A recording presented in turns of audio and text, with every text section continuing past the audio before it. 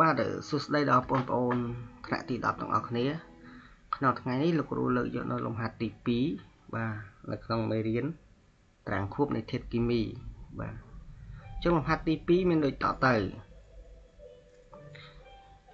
គេមានរបាយអេឡិចត្រូនការ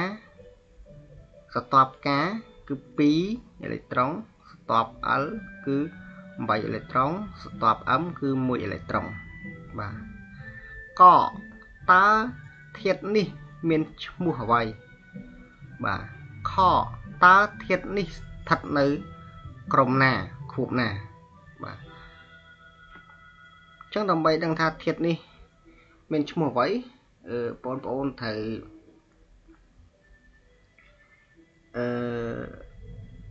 មានតារាងខួបនៅក្នុងដៃទាំងអស់គ្នាបាទដើម្បី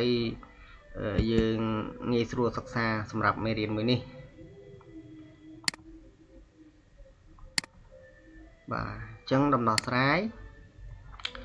បាទអញ្ចឹងនេះគឺជាបម្រាបហើយស្ទាប់ទី1ទី2ទី3បាទអញ្ចឹងលំហាត់នេះគឺមាន3ស្ទាប់ការស្ទាប់ L ហើយនិងស្ទាប់ M បាទអញ្ចឹងកំណត់ឈ្មោះរបស់ធាតុបាទអញ្ចឹងតាមរយៈរបាយអេឡិចត្រូនបាទយើងឃើញថាសិតស្មើ11បាទសិតគឺលេខលំដាប់បាទបាន11គឺយើងយកអេឡិចត្រូននៃស្ទាប់ទី1បាទបូកអេឡិចត្រូនស្ទាប់ទី2អញ្ចឹង2បូក8បាន10ហើយនឹងបូកអេឡិចត្រូនបាទនៅស្ទាប់ទី3បាទគឺស្ទាប់ក្រៅបង្អស់វាបាទ1គឺស្មើ11អញ្ចឹង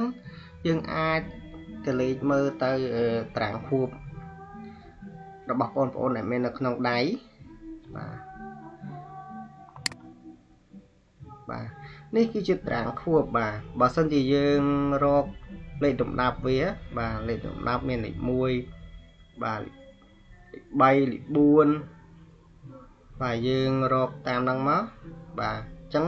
សិតមិញមានលេខ11បាទនេះគឺជាលេខ11បាទអញ្ចឹងឈ្មោះរបស់ធាតុនោះគឺសូឌីយ៉ូមតែយើងចូលដល់ចំណុចខបាទគេថាធាតុនេះស្ថិតនៅក្រុមទី 1A និងខួបទី3ហេតុអីបានថា 1A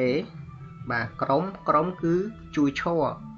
គេហៅថាក្រុមបាទនេះក្រុមទី1ក្រុមទី2បាទក្រុមទី3ក្រុមទី4ក្រុមទី5ក្រុមទី6ក្រុមទី7និងក្រុមទី 8A